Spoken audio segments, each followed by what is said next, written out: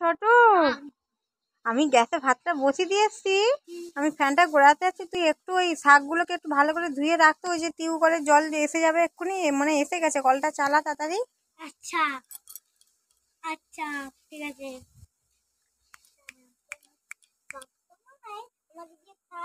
তুমি আজকে তোমার মোটা দেখা।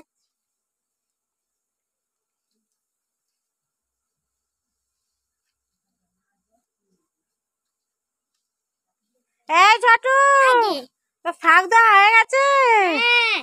কোথায়? তো তুই কি করছো ওগুলো? তুমি আমাকে ধুতে বলছো, আমি তো ধুয়ে রেখেছি। শাক ধুইছো? হ্যাঁ। আচ্ছা, তুই আবার বড় বাড়ালে বলবি, ভালো করে কিনে দেবো। এটা কি করছো এটা?